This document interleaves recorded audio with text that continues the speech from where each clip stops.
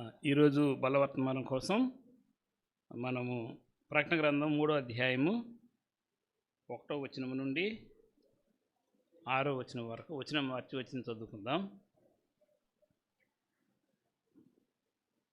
ప్రకటన గ్రంథము 3వ అధ్యాయము 1 నుంచి 6 వచనాల వరకు మార్చి చదువుకుందాం. నేను ప్రారంభిస్తున్నాను. సార్దీసులో ఉన్న సంఘపు దూతకు ఇలాగు రాయము, 7 నక్షత్రములను 7 దేవుని 7 ఆత్మలను గలవాడు చెప్పు సంగతులేమనగా, నీ క్రియలను నేను ఎరుగుదును. ఏమనగా, జీవించుచున్నావన్న పేరు మాత్రం ఉన్నది కానీ నీవు మృతుడవే.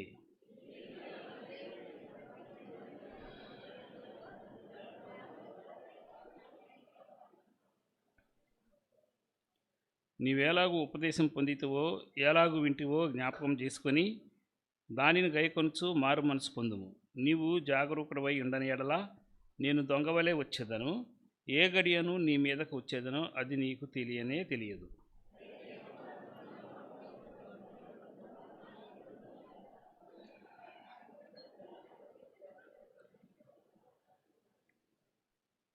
జయించువాడు అలాగున తెల్లని వస్త్రం ధరించుకొనును. జీవగ్రంథంలో నుండి అతని పేరు ఎంత మాత్రము తుడుపు పెట్టక నా తండ్రి ఎదుటను ఆయన దూతల ఎదుటను అతని పేరు ఒప్పుకొందును. చిన్న ప్రార్థన చేసుకుందామండి. ప్రేమ కలిగిన తండ్రి, పరిశుద్ధుడైన ప్రభువా, నీ మహాప్రేమలో నీ కృపలో అల్పులము అధములమైన మమ్మల్ని జ్ఞాపకం చేసుకొని సజీవ లెక్కలో ఉంచి నీ ఆలయంలో చేరి నేను ఆరాధించడానికి, మరలా నీ వాక్య పిలువ బ్రతుకులు సరి చేసుకోవడానికి మీరు అనుగ్రహించిన ఇటు తరుణాన్ని బట్టి నీ పాదాలకు శిరసంచి నమస్కరిస్తున్నాను. మీరు ఇన్నికి చేయడానికి, మా ఆయుష్కాలం పొడిగించడానికి మాకేం అర్హత లేదు వాస్తవానికైతే. కానీ నీ మహాప్రేమ, ఉన్నతమైన నీ కృప, అలాగే నీ యొక్క సహాయము సహవాసము మమ్మల్ని బ్రతికించి ఉన్నదని చెబుతూ వీటన్నిటిని బట్టి హృదయపూర్వకంగా నీకు వందనాలు చెల్లిస్తున్నాను. మరలా మేమందరము నీ వాక్యం ద్వారా బలపడాలనే ఆశతో నీ ఆలయానికి చేర్చిన నీ ప్రేమకు కూడా మరొకసారి వందనాలు చెల్లిస్తూ, చేరిన మేమందరం ప్రభువా నీ వాక్యం విని సరి చేసుకోవడానికి నీ కృపను ఇవ్వండి. నీ పరిశుద్ధాత్మ ద్వారా మా అంతరంగాలను సరిచేయమని వేడుకుంటున్నా. నీ వాక్యాన్ని తండ్రి చెప్పటం కోసం మరి అనానుకూల పరిస్థితిలో అనేక ఆరోగ్య విభాగం కారణంగా నిలబడిన నన్ను నీ సిలువు చాటును మరుగు చేయండి. కేవలం మీరు మాత్రమే పరిశుద్ధాత్మ తండ్రి మాతో మాట్లాడి మేము ఎక్కడ సరి చేసుకోవాలో, బలలో చేయి వేసే ముందు ఎలా ఒకసారి పరీక్ష చేసుకోవాలో మాకు నేర్పి అయినా మరి నీ కుమారుని శరీర రక్తాలకు సాదృశ్యమైన రొట్టెలను ద్రాక్షరసము చేయి వేయడానికి మమ్మల్ని సమాయత్తపరచమని, ముఖ్యంగా కూర్చున్న ప్రతి ఒక్కరూ, వింటున్న ప్రతి ఒక్కరూ వారి హృదయాలు నీ వైపు తిప్పబడటానికి, వారి ఏకమనసు కలిగి నీ వాక్యం వినటానికి వారందరినీ సంసిద్ధపరచమని, దయగల నీ చేతులకు నన్ను మమ్మల్ని అప్పగిస్తూ మీరే తోడై నడిపించమని నీ ప్రియ కుమారుడు మా రక్షకునైన యేసుక్రీస్తు వారి నామంలో అడిగి వేడుకుంటున్నాను తండ్రి, ఆమేన్. అందరికీ వందనాలండి. సరే, ఈరోజు ప్రకటన గ్రంథము 3వ అధ్యాయం గురించి కొన్ని విషయాలు మనం ధ్యానం చేద్దాము. మరి ఏం లేదు, ఎందుకు చెప్పాలని అనుకున్నానంటే, చివరి దినాల్లో యాక్యురేట్గా మనకు సరిపోయేది ఏంటంటే ఈ ప్రకటన గ్రంథమే. ఎందుకనంటే హెచ్చరికలు ఇచ్చినప్పుడు దేవుడు 7 సంఘాలకి హెచ్చరికలు జారీ చేశాడు. ఆ 7 సంఘాల్లో ఏదో ఒక సంఘం మనం ఉన్నాం ఖచ్చితంగా. లేదు, ఉన్న అన్ని సంఘాల్లోనూ ఉండవచ్చు, లేకపోతే ఏ సంఘంలో అంటే ఏ సంఘాలు అంటే ఏదన్నా ఉన్న దాంట్లో అన్నిటికీ అధమమైన సంఘాలు ఉండవచ్చు. సరే, ఈరోజు మనందరము సార్దీస్ సంఘంలో ఉన్నాము అని కాసేపు అనుకుందాం. సార్దీస్ సంఘంలో ఉన్నాము అని అనుకుంటే మనం ఎలా ఉన్నాము అన్న విషయాన్ని ప్రభు ఇక్కడ చెప్తున్నాడు. చెప్పిన విషయాలు మనం జ్ఞాపకం చేసుకుందాం. జ్ఞాపకం చేసుకునే ముందు ఈ ప్రకటన గ్రంథం గురించి గతంలో నేను చెప్పినప్పుడు, ఎఫెసు సంఘం గురించి చెప్పినప్పుడు వివరణ అంతా మీకు ఇచ్చాను. సో ఆ వివరణ జోలికి మళ్ళీ నేను వెళ్ళలేదు. నేనేంటంటే ఇప్పుడు ఓన్లీ ఈ సార్దీస్ సంఘం గురించి చెప్పే ముందుగా కొద్ది విషయాలు ఒకసారి మీకు జ్ఞాపకం చేస్తాను. అదేంటనంటే, ప్రకటన గ్రంథము రాబోతున్న వరుడు అంటే మన ప్రభు యేసుక్రీస్తు వారిని గురించి చెప్తుంది. 1వ అధ్యాయం అంతా మీరు చేసుకోబోయే మీ పెండ్లి కుమారుడు ఎలాంటి వాడు, ఎలా ఉన్నాడు అన్న ఇన్ఫర్మేషన్ ఇస్తుంది. ఒకటో అధ్యాయం. 2వ అధ్యాయము 3వ అధ్యాయం 2 కలిపి పెండ్లి చేసుకోబోయే వధువు అంటే సంఘం ఎలా ఉంది అన్న విషయం గురించి ఇచ్చారు. అయితే ఇక్కడ ఒక విషయం ఏంటంటే పెళ్లి కొడుకు డాక్టర్ గారు, పెళ్లి కొడుకు ఎవరండి? డాక్టర్ గారు పెళ్లి కూతురుని చుట్టాకు వచ్చాడు. వచ్చిన తర్వాత స్కాన్ చేశాడు అందరిని. స్కాన్ చేసి పెళ్లి నాటికల్లా మీలో ఫలానా లోపాలన్నీ సరి చేసుకోండి అని చెప్పటానికి ఇష్టపడ్డాడు. అది ఆయన ప్రేమ అన్నమాట. అలాగా ఆయన పెళ్లి కుమారుడు ఒక వధువు, సార్దీస్ సంఘం అనే ఒక వధువు దగ్గరికి వచ్చాడు, చూసి అక్కడ ఉన్నటువంటి లోపాలు ఏంటని చెప్పడానికి ఆయనకి ఇష్టపడ్డాడు. అంతేకాదు ఆయన ఎలాంటి వాడంటే స్కాన్ చేసినప్పుడు డాక్టర్ గారు ఏం చెప్తాడు, రిపోర్ట్ తీసి ఓకే ఇది బాగుందండి, ఫలానా బాగలేదు, సరి చేసుకోండి, నేను ట్యాబ్లెట్లు ఇస్తాను వాడండి అంటాడు. ఓకేనా? అలాగే ఈయన కూడాను ప్రతి సంఘంలోనూ మెరిట్స్ చెప్పాడు. అలాగే డిమెరిట్స్ ఏమని అవి చెప్పాడు. కానీ విచిత్రమైన విషయం ఏంటంటే ఇక్కడ ఇవ్వబడిన 7 సంఘాల్లో ఒక సంఘం గురించి కంప్లీట్ పాజిటివ్ రిపోర్ట్ ఇచ్చాడు. ఏమీ లేదు, మీకు ఇబ్బంది ఏమి లేదు, అంతా బాగుంది, మీరు వెళ్ళిపోతుంటాను చూసారా. అలా ఒక సంఘం గురించి చెప్పాడు. అదేంటంటే ఫిలడెల్ఫియా సంఘం. అది పోయిన తర్వాత మిగిలిన ఒక 4 సంఘాల గురించి, అంటే ఎఫెసు, స్ఫుర్ణ, పెర్గము, తుయతైరా అన్న సంఘాల గురించి మెరిట్స్ చెప్పాడు. ఓకే మీకు ఇవి బాగున్నాయి, ఇవి బాగాలేదని చెప్పాడు. కానీ ఒక 2 సంఘాలకి కంప్లీట్ నెగిటివ్ రిపోర్ట్ ఇచ్చాడు. ఆ 2 సంఘాల్లో ఒకటి సార్దీస్ సంఘము, రెండోది చూస్తే లవోదికయ సంఘం. ఈ 2 సంఘాలకి కంప్లీట్ నెగిటివ్ రిపోర్ట్లే, ఒక్క పాజిటివ్ రిపోర్ట్ కూడా లేదు. సో అయితే ఇప్పుడు ఆయన సంఘాన్ని గురించి వెళ్ళి సంఘం గురించి రిపోర్ట్ చేసినప్పుడు ఏం చేస్తాడంటే మొట్టమొదటిగా ఆయన ఎవరు అన్నది పరిచయం చేసుకుంటాడు. ఆ పరిచయం చేసుకున్న మొదటి మాటలే సార్దీస్లో ఉన్న సంఘపు దూతకు ఇలా వ్రాయుము, 7 నక్షత్రములను 7 ఆత్మలు గలవాడు చెప్పు సంగతులు ఏమనగా అన్నాను. అంటే తను పరిచయం చేసుకునేటప్పుడు ఇట్లాగా ఆయన పరిచయం చేసుకుంటాడు ప్రతి సంఘానికి. ఇక్కడ 7 నక్షత్రములు 7 ఆత్మలు అన్నారు. దీనికి వివరం ఏంటంటే 7 నక్షత్రములు అంటే ఏంటన్నది మీరు ఇంటికి వెళ్ళి చదువుకోండి. 1వ అధ్యాయం చివరిలో 19-20 వచనాలు మీరు చూసుకుంటే అక్కడ ఉంటుంది. తర్వాత చదువుకోండి, ఇప్పుడు చదవద్దు అది. ఓకే, అవి సంఘపు దూతలు, అంటే సంఘపు ప్రధాని, అంటే పాస్టర్ గారులు అవుతారు.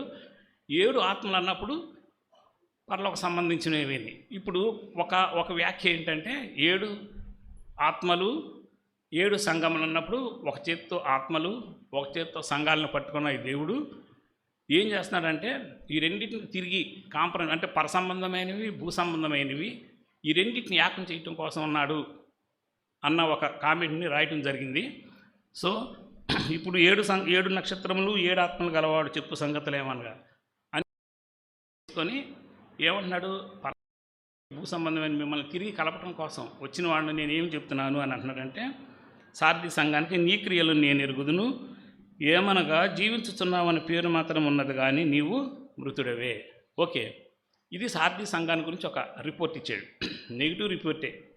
బట్ ఈ లోపు అసలు ముందు సార్దీ సంఘం ఎక్కడుంది ఏంటి, దాని వివరాలు ఏంటంటే కొద్ది మాటలు మనం తెలుసుకుందాం. 2-3 మాటలు, కొద్ది మాటలు.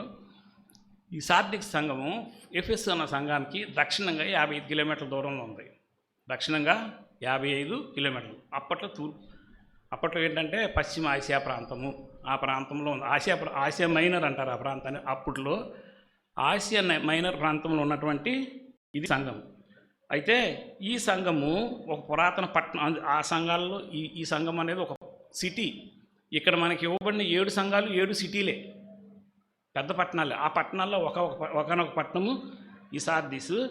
ఇదేంటంటే లిడియన్ డైనస్టీకి చెందింది. దాని రాజధాని, అంటే లిడియన్ సామ్రాజ్యానికి రాజధాని. అప్పట్లో ఉన్న లిడియన్ సామ్రాజ్యానికి ఇది రాజధాని. ఇది ఎక్కడుందంటే ఇది పోక్రోలాస్ అన్న నది ఒడ్డున కట్టబడిన పట్టణం అని చెప్తారు. తర్వాత ఏంటంటే దీన్ని కింగ్ క్రోసెస్ అన్న ఆయన మొట్టమొదటి ఈ పట్టణానికి రాజుగా ఉండి ఏలిక చేశాడు. రాజధాని కదా ఇది, ఈ ప్రాంతం నుండి ఏలిక చేశాడు. ఈ ప్రాంతం గురించి తెలుసుకోవాలంటే మీకు అందరికీ కొంచెం కథలు చదివే వాళ్ళకి ఎవరికన్నా ఒక పరిచయం ఉంటుంది. ఈసబ్ కథలు అని ఒక మాట ఉంటే తెలుసా మీరు ఎప్పుడన్నా? ఆ ఈసబ్ అని ప్రముఖ ప్రఖ్యాత రచయిత, మంచి నీతి కథలు రాసేవాడు అతను. ఆ నీతి కథల ద్వారా చిన్న చిన్న కథలతో నీతిని చెప్పేవాడు. ఈసబ్ కథలన్నీ చాలా ఫేమస్ అవి. అంటే బుక్స్ చదివే అలవాటు ఉంటే ఎవరన్నా మీకు తెలుస్తుంది. ఆ ఈసబ్ అన్న అతను ఈ ప్రాంతం అతనే, ఈ ప్రాంతంలో ఉన్నతనే. ఇంకో మాట ఏం చెప్పాలంటే ఈ పత్రిక రాసేటానికి వీళ్ళు రోమన్స్ యొక్క అధికారం కిందకు వచ్చేసారు. ఆ రోమ చక్రవర్తుల అధికారం కిందకు వచ్చి వారి చేతిలో ఉన్నారు. ఇక్కడ ఏంటంటే ఈ ప్రాంతం అనేది ఫస్ట్ ఫైవ్ ప్లేసెస్ నుంచి, అంటే 5 ప్రధాన పట్టణాల నుంచి వచ్చేటువంటి 5 రోడ్లు కూడలి, అంటే ఒక సెంటర్ ప్రాంతం, ఒకనొక సెంటర్ ప్రాంతం అనమాట. అందుకని విపరీతంగా వాణిజ్యము, విపరీతంగా ధనం, ఆ రెండింటితో ఈ ప్రాంతం బాగా వర్ధిల్లింది. అందులో ఇందాక మనం చెప్పుకున్నటువంటి ఆ నది ఒడ్డున బంగారం బాగా విస్తారంగా దొరికేదంట. అందుకని ఈ రాజు ఏం చేసేవాడంటే ఇక్కడ ఉన్న ప్రతి ఒక్క రాజును బంగారం ఇతర రాజులకు పంపించి వాళ్ళతో కాంప్రమైజ్ చేసుకుని యుద్ధాలు లేకుండా ఆపుకున్నారు. అయితే అయినప్పటికీ కూడాను ఈ పట్టణం 5 సార్లు దాడి చేయబడింది. 5 సార్లు దాడి చేయబడింది. ఏం జరిగిందనే నేను తర్వాత చెప్తాను. ఇది ఇలాంటి ఈ పట్టణం దగ్గర విస్తారమైన ధనం ఉంది, విస్తారమైనటువంటి ఆస్తిపాస్తులన్నీ, ఆ బంగారపు వెండి నాణ్యాలు ఫస్ట్గా ముద్రించి జనంలోకి ఇంప్లిమెంటేషన్ తెచ్చిన ప్రాంతం ఇదే అని ఆ చరిత్రకారు యొక్క ఉద్దేశము. ఇట్లాగా ఇంత ప్రసిద్ధి చెందినటువంటి వ్యాపార కేంద్రం. ఇంకో మాట చెప్పాలంటే అప్పట్లో బానిసల వ్యాపారం జరిగేవి. ఆ బానిసల వ్యాపారానికి కూడా ప్రధాన పట్టణం ఇదే. ఇక్కడి నుంచే బానిసలు నమ్మేవాళ్ళు, బానిసలు నమ్మి కొనుగోలు చేయటం లాంటివి చేసేవారు. సరే, ఓకే, ఏదేమైనప్పటికీ ఈ ప్రాంతం కూడాను విగ్రహారాధనకి పెద్ద పెట్టింది పేరు. సిబెల్ అనేటువంటి దేవత ఇక్కడ ఉండి విపరీతమైన విగ్రహారాధనలో ఉన్నటువంటి ఒకనొక పట్టణం అనమాట. అయితే ఇది ప్రస్తుతము టర్కీ దేశంలో ఉంది, లేకపోతే మనం తుర్కీ అంటాం కదా ఇప్పుడు, ఆ తుర్కీ దేశంలో ఉంది.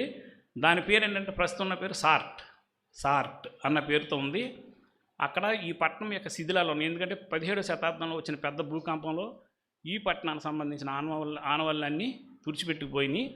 తర్వాత దాన్ని నిర్మాణం చేసినప్పటికి కూడాను ప్రస్తుతం ఇంకా శిథిలాలుగా అనేది ఉంటుంది. కాబట్టి టర్కీ వెళ్ళిన వాళ్ళు ఎవరైనా ఉంటే ఈ పట్టణాన్ని సందర్శించవచ్చు అని అంటారు. ఇది సార్దీస్ గురించిన వివరం. ఈ సంఘము అని అన్నప్పుడు మీరు గుర్తుపెట్టుకోండి, చర్చ్ అంటారు.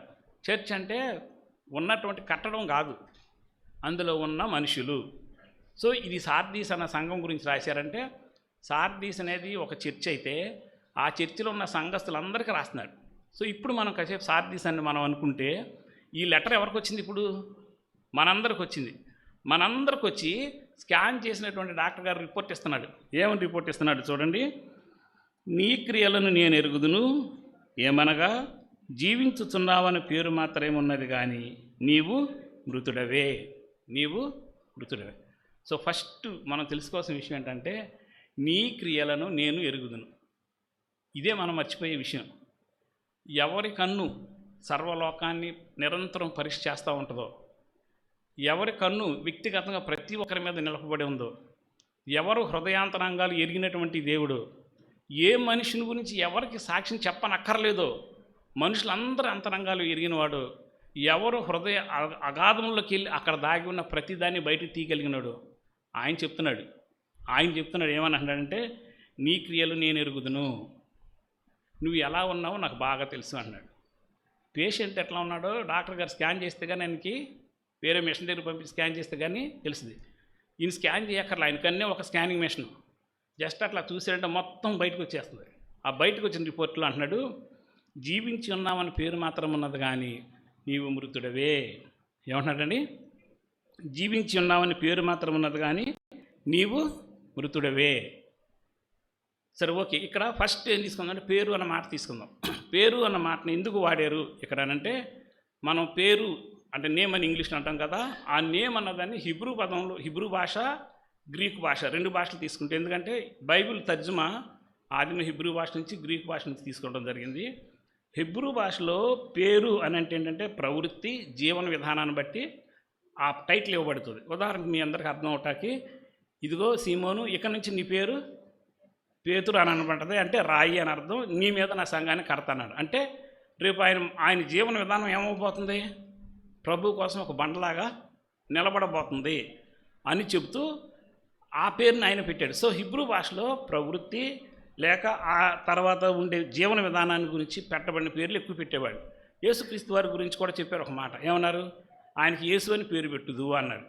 అంటే యేసు అంటే రక్షకుడు, అంటే ఏం చేయబోతున్నాడో, జీవన విధానం ఏంటో అన్నది ఇంప్లిమెంట్ అయ్యేలా పేరు పెట్టింది హిబ్రూ భాషలో పేరు. కానీ ఇక్కడ పెట్టింది ఏంటంటే గ్రీకు భాషలకు సంబంధించింది. ఏంటి గ్రీకు భాషలో అంటే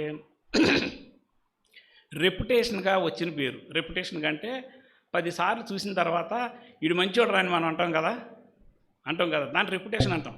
అలా రెప్యుటేషన్కి వచ్చిన పేరుని గ్రీకులు ఎక్కువ పిలవటానికి ఇష్టపడేవాళ్ళు. అట్లాగా రాజులకు టైటిల్స్ ఇచ్చేవాళ్ళు, యుద్ధ వీరులకు టైటిల్స్ ఇచ్చేవాళ్ళు, అట్లా రకరకాల టైటిల్స్ ఇచ్చేవాళ్ళు. అలాంటి టైటిలే ఇక్కడ ఒకటి ఇచ్చారనమాట. ఏమనంటే వీళ్ళు ఇచ్చిన రెప్యుటేషన్ టైటిల్ ఏంటంటే జీవించుతున్న సంఘము అని పేరు ఇచ్చారంట. ఏమనిచ్చారు? జీవించుతున్న సంఘము. అంటే దీంట్లో జీవం ఉంది, ఈ సంఘమే గొప్ప జీవం కలిగినటువంటి సంఘము అని చెప్పేసి అని అన్నారు. కాబట్టి కానీ స్కాన్ చేసిన డాక్టర్ గారు అంటే మన ప్రభు యేసుక్రీస్తు ఏమనంటే ఒట్టిదేరా అదే అంత అబద్ధము, జీవించుతున్నామని రెప్యుటేషన్ పేరే నీకు, కానీ రియాలిటీలో యు ఆర్ డెడ్, నువ్వు చచ్చిపోయి ఉన్నావు అని అన్నాడు. ఏమన్నాడు? వాస్తవంలో నువ్వు చచ్చిపోయావు ఆల్రెడీ అని అన్నాడు. ఏంటిది అని అంటే క్యాంపెల్ మార్గన్ అన్న భక్తుడు ఈ సంఘం గురించి ఒక మాట అన్నాడు. ఏమన్నాడంటే రెప్యుటేషన్ వితౌట్ రియాలిటీ అని అన్నాడు. అంటే పేరు మంచివాళ్ళు, మంచి సంఘం బలమైన సంఘం అన్న పేరు ఉందే తప్ప రియాలిటీలో అది లేదు అని చెప్పాడు. అంటే వెలుపల క్రియలు కనిపించేదే తప్ప లోపల జీవం లేని సంఘము, లోపల జీవం లేనటువంటి సంఘం అని చెప్పడం జరిగింది. ఒక సేవకుడు ఏమన్నాడంటే the church Sardis was merge with steeples అని అన్నాడు. అంటే సార్దీస్ సంఘము బైబిల్ చెప్పిన ప్రకారం ఎట్లా ఉందంటే మెర్జ్ విత్ స్టీపుల్స్ అంటే వాటి మీద సమాధులతో నిండి ఉన్నది అన్నాడు. అంటే దాని మీద సిలువ కనపడుతుంది, సిలువ పైన కనపడుతుందా కానీ లోపల మాత్రం ఏమైపోయి ఉంది, అది చచ్చిపోయి ఉంది, ఏం లేదు, కుళ్ళిపోయింది అని. సో సేమ్ సార్దీస్ సంఘాన్ని అలాగే పోలిస్తూ ప్రభు అన్నాడు, జీవించుతున్నావు అని పేరు మాత్రం ఉంది కానీ నీవు మృతుడవు అన్నాడు. ఇప్పుడు మీ సార్దీస్ సంఘంలో ఉన్న సంఘ సభ్యుడు నువ్వు అనుకో, ఈరోజు అనుకుంటే ఈ క్వశ్చన్ నీ దగ్గరికి ప్రభు తీసుకొచ్చాడు. జీవించుతున్నావని పేరుంది కానీ నువ్వు మృతుడివి. వాస్తవంలో నీకు మంచోడు, సంఘంలోకి వెళ్తున్నావు, ప్రార్థన చేస్తున్నావు, పాల్గొంటున్నావు, ఉపవాస కోడికల్లో ఉంటున్నావు, చర్చికి ఏమైనా కావాలంటే ఇస్తున్నావు, పాటల్లో ఉన్నావు, ప్రార్థనలో ఉన్నావు, అన్నిట్లో ఉన్నావు, బట్ యు ఆర్ డెడ్, నువ్వు చచ్చిపోయే ఉన్నావు అన్నాడు. ఇది ఒక విశ్వాసి జీర్ణించుకోగలడా? మనం ఆలోచిస్తే ఒక విశ్వాసి ఈ వాస్తవాన్ని జీర్ణించుకోగలడంటే ఇది వాస్తవం. స్కాన్ చేసిన ఆయన ఎవడో సర్వ సృష్టికి అధిపతి. ఆయన స్కాన్ చేసి చెప్తున్నాడు ఏమంటే నీకు అన్నీ బాగానే ఉన్నాయి, నువ్వు మంచి జీవం గలదానివి అని అనుకుంటున్నారు, కానీ జీవం మాత్రం నీ దగ్గర లేదు అని అన్నాడు. ఇంకొక సేవకుడు ఏమన్నాడంటే ఈ సంఘాన్ని గురించి చెప్తూ she had in show window but nothing is in అని అన్నాడు. అంటే అద్దాల్లోంచి మంచిగా కనపడుతుంది కానీ లోపలికి వెళ్తే ఏమీ లేదు. అంటే మనకి ఏదైనా షాపులు చూస్తాం కదా, షాపులు ఎదురుకుండా ఏం పెడతారు, మంచి అద్దాలు, మంచి బొమ్మలు, వాటికి తగిలిచ్చిన డ్రెస్సులే పెడతారు. లోపలికి వెళ్ళిన తర్వాత మనకు కావాల్సింది ఏం అక్కడ ఉండవు, ఏది అడిగితే అది లేదండి, సేమ్ అంతే. అలాగే నువ్వు ఎట్లా ఉన్నావంటే షో కేసులో కనిపించే షో బొమ్మలాగా అట్లా కనబడుతున్నావు, బట్ లోపలికి వస్తే నీ దగ్గర ఏమీ లేదు. ఎందుకు లేదన్నాడు? ఏది నీ దేవుడికి ఇష్టమో దేన్ని బట్టి ఆయన నిన్ను కౌంట్లోకి తీసుకెళ్తాడు, ఆ కౌంట్ చేసే ఒక్క విషయం నీ దగ్గర లేదు. కానీ ఏముంది?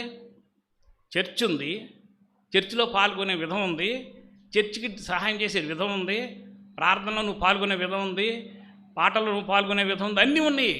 కానీ ఉండాల్సినటువంటి నీ లక్షణం, అసలు ఉండాల్సిన లక్షణం మాత్రం నీ దగ్గర లేదు. సో ఏమంటాడంటే ఈ డాక్టర్ గారు ఎంత మంచివాడు అంటే ప్రిస్క్రిప్షన్ రాసి డాక్టర్ వదిలేసేస్తారు, తర్వాత మీరు వాడండి అని. ఈయన అలాంటి వాడు కాదు. ఎంత మంచివాడు అంటే ఒరే బాబు పలానా లోపాలు ఉన్నాయి, మళ్ళీ సరి చేసుకో, ఎలా సరి చేసుకోవాలో చెప్తున్నాడు. ఎలా సరి చేసుకోవాలో మీరు చదివిన కింద వచనాలు 4, 5, 6 వచనాల దగ్గర చెప్పాడు. అంత ప్రేమ కలిగినాడు అనమాట ఈ డాక్టర్ గారు. సో ఆయన చెప్తూ అంటున్నాడు, జీవించుతున్నామన్న పేరు ఉన్నది కానీ ఫస్ట్ నీ క్రియలను నేను ఎరుగుదును అన్నప్పుడు మనం గుర్తుపెట్టుకోవాల్సిన ఒక మెయిన్ పాయింట్ ఏంటంటే నీ దేవుడు నిన్ను నిరంతరము పరీక్ష చేస్తున్నాడు. You are under the eye of your God. నీ దేవుని కన్ను కింద నువ్వు ఉన్నావు. ఇది నువ్వు గుర్తుపెట్టుకోవాలి విశ్వాసాన్ని ప్రతివాడు. ఎవడో బయటోడు చేసినట్టు నువ్వు చేయడం కుదరదు, ఎవడో వ్యవహరించినట్లు నువ్వు వ్యవహరించడం కుదరదు. నీవు ఎప్పుడైతే దేవుడికి అప్పగించుకున్న ప్రతి క్షణం నుంచి అప్పగించుకోకపోయినా ఇంకో రకంగా ఉంటుంది, కానీ అప్పగించుకున్న తర్వాత నీ కన్ను ఆయన కన్ను మరింత నిశ్చితంగా నేను పరిశీలన చేస్తుంది. గుర్తుపెట్టుకోండి. కాబట్టి ఏమంటున్నాడు, నీ క్రియలను నేను ఎరుగుదును. ఎందుకన్నాడు అంటే నిన్ను నిరంతరం పరీక్ష చేస్తున్నానరా, పరీక్ష చేస్తాను అన్నా, కానీ నీ క్రియలన్నీ నాకు తెలుసు. ఓకే, ఇప్పుడు ఏమన్నాడు, జీవించుతున్నావు అని పేరుంది కానీ నీవు మృతుడు, బ్రతికున్నానని నువ్వు చెప్పుకుంటున్నావు, బట్ యు ఆర్ అవుట్ అని అన్నాడు. ఎందుకు అన్నాడు?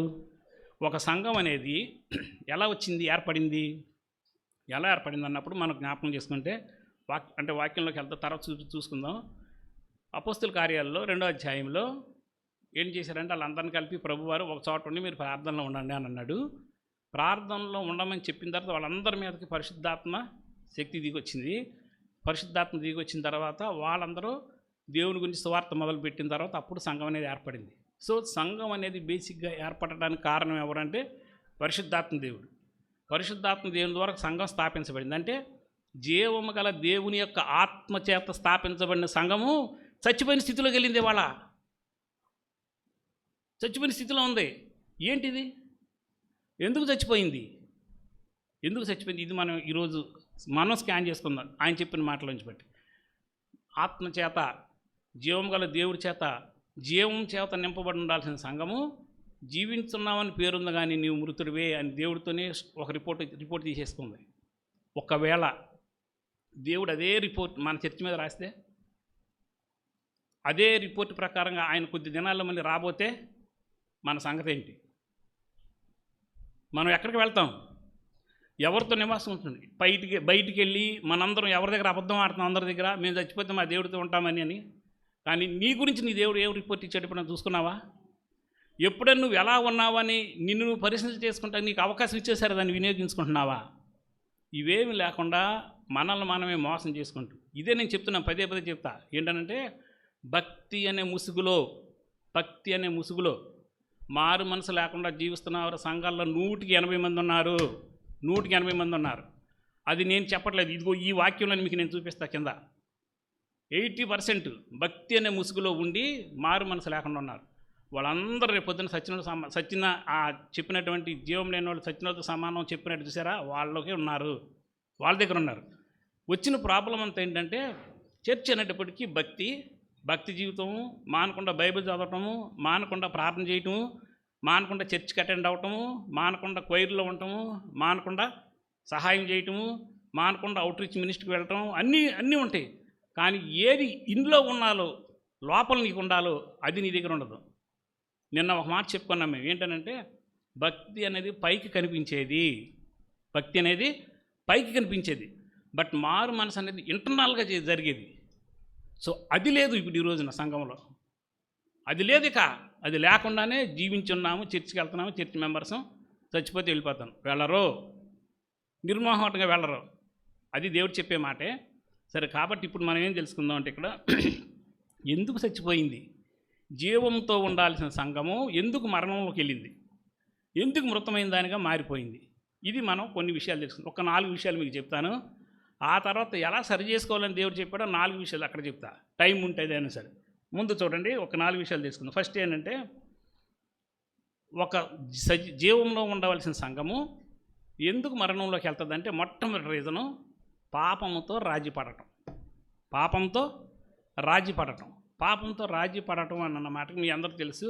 రోమపత్రిక 6వ అధ్యాయంలో ఒక మాట ఉంది తెలుసుగా, ఆఖరి వచనంలో ఒక మాట రాసి ఉంటుంది చూడండి.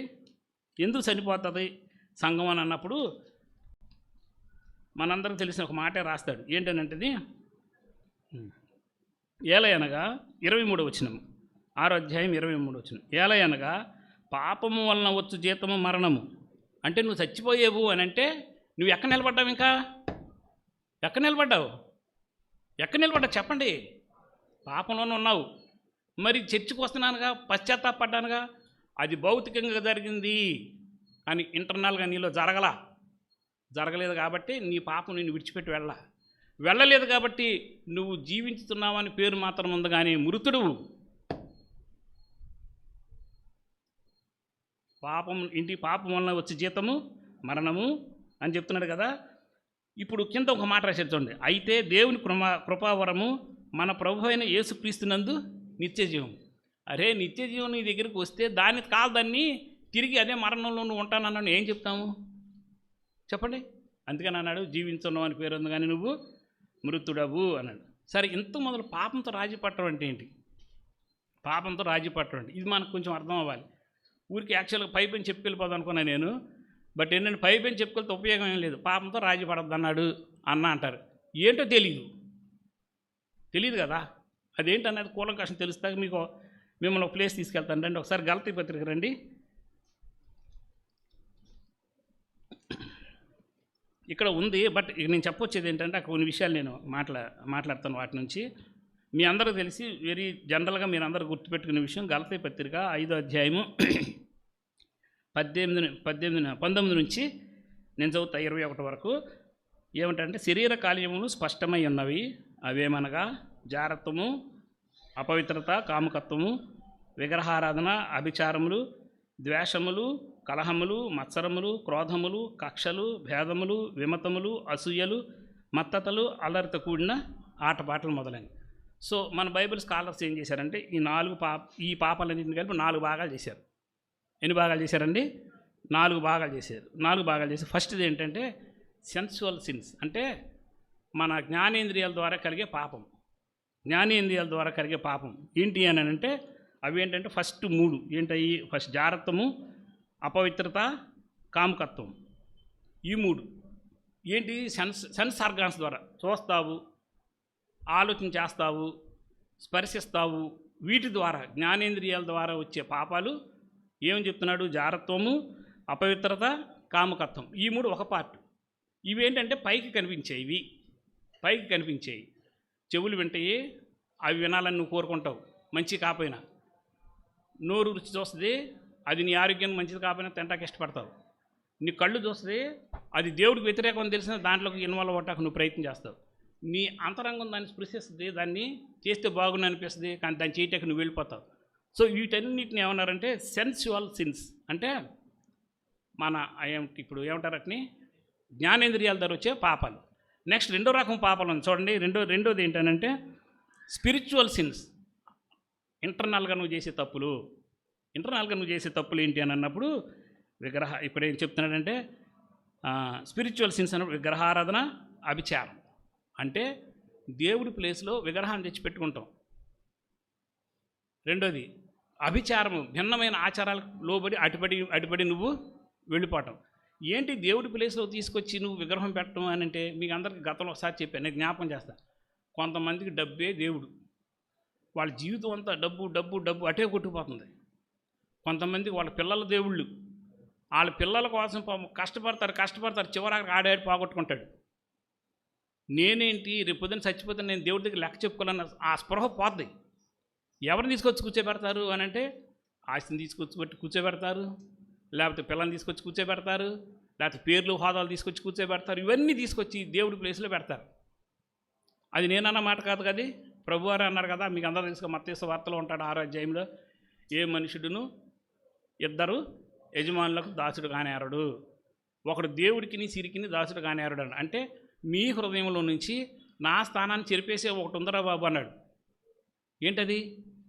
నా స్థానాన్ని తీసేసి ఉంది. ఏంటి అదేనంటే ధనం. ఏమని చెప్పాడు?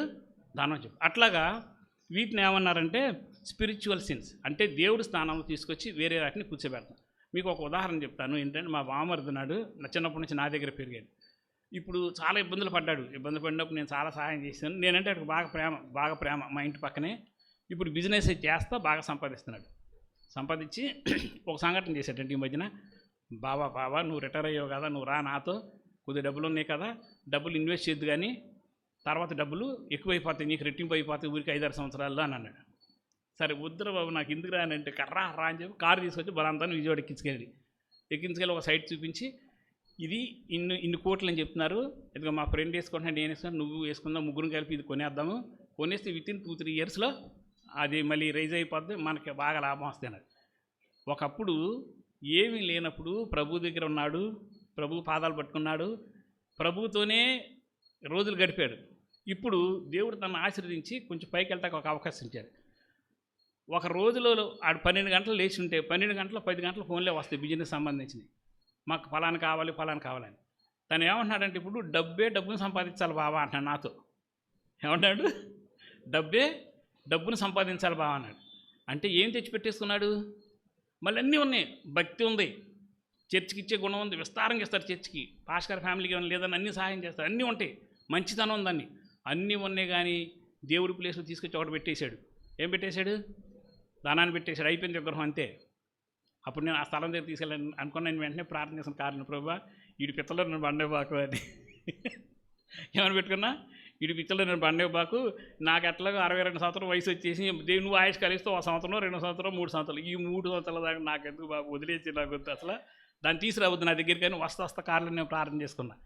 విషయం ఏంటనంటే అక్కడ కూర్చున్న ఆయన చూడండి, ఆయన కనుక తెచ్చి పెట్టుకోవాలనుకుంటే ఈ ట్రిప్కి నాకు తెలిసి ఒక 50 కోట్లు 60 కోట్లు 50 కోట్ల నుంచి 100 కోట్లు ఆస్తుండేది. కానీ ఇప్పుడు ఒక మాట చెప్పాలంటే బహిరంగ చెప్పుకోవడం, ఆయన పోషించుకుంటా కుటుంబాన్ని పోషించడం తప్ప మరేం మిగిల్చుకోవాలా. ఎందుకు తెలుసా? హృదయంలో దేవుడిని ఉంచుకున్నవాడు ఎవడో రెండో దాన్ని ఉంచుకుంటా ప్రయత్నం చేయడు. వింటున్నారా? సో ఇప్పుడు ఏమన్నాడు? ఈ రెండో రకం పాపాలు. మూడో రకం చెప్తే రిలేషనల్ సిన్స్ అంటే మన బంధుత్వంలో వచ్చేటువంటి పాపాలు. బంధుత్వం వచ్చే పాపాలు అంటే ఏంటంటే అక్కడ నుంచి చూడండి ఏమన్నాయో, ద్వేషములు, కలహములు, మత్సరములు, క్రోధములు, కక్షలు, భేదములు, విమతములు, అసూయలు, మత్తతలు. ఇక్కడ వరకు ఇవన్నీ ఏంటనంటే రిలేషన్లో వచ్చే పాపాలు. ఇక్కడ అందరం ఉన్నామండి, ఇక్కడ అందరం ఉన్నాం నేను చెప్తున్నా. ఎందుకు తెలుసా? క్రోధం లేకుండా లేవు, కక్ష లేకుండా లేవు, భేదం లేకుండా లేవు, ద్వేషం లేకుండా లేవు, అసూయ లేకుండా లేవు, ఏవి లేకుండా నువ్వు ఏ విశ్వాసి లేడు. కనీసం ఉన్నప్పుడు ప్రభు దగ్గరికి వచ్చి క్షమాపణ వేడుకునే మనసు కూడా లేదు. క్షమాపణ వేడుకుని, ప్రభు ఇది నన్ను డామినేట్ చేస్తుంది, దయచేసి నా నుంచి దూరం చెయ్యి, నీ శత్రువు సైతం నువ్వు ప్రేమించమను, ఆ పని నేను చేయలేకపోతున్నా అని చెప్పి అడిగినోడు ఒక్కడు కనపట్లా. అంటే జీవిస్తున్నావు కానీ ఒక్క పాపం నిన్ను చంపుతుంది. అదే పాపం నీకే తెలుసు, ఇలాగా ఇదొక పాపం. అయితే లాస్ట్ అండ్ ఫైనల్గా చెప్పింది ఏంటంటే ఎక్సెస్ సిన్స్, అంటే ఎక్కువ ఇతర పాపాలు ఏంటంటే అల్లరితో కూడిన ఆటపాటలు. మీ అందరూ తెలుసు. ఇక సినిమాలు వస్తాయో, షికార్లు వస్తాయో, డ్యాన్సులు వస్తాయో, ఇంకోటి వస్తాయో, ఏమైనా క్లబ్బులు వస్తాయో, పబ్బులు వస్తాయో అని చెప్పిన చివరాఖరికి అందులో ఇంకోటి చేరింది, మన అందరి జేబుల్లో ఉంది, చూసుకోండి. ఎందుకని నువ్వు వాటికి దూరం అవుతున్నావన్న సంగతి తెలిసి అది తీసుకొచ్చి తిన్నాక నీ జేబులో పెట్టాడు. ఏంటది? సెల్ ఫోన్లు. సో ఇన్ని పాపాలు చేసిన దగ్గర ఫలానా పాపం నా దగ్గర లేదు, నేను వాక్యానుసారంగా జీవిస్తున్నానని చెప్పగలిగిన వారు ఎవరున్నాం మనలో? చెప్పలేనప్పుడు నువ్వు ఎవరో జీవించి ఉన్నవాడవా, మృతుడవా? చెప్పండి. మృతులము. మనం ఏమనుకుంటున్నాము?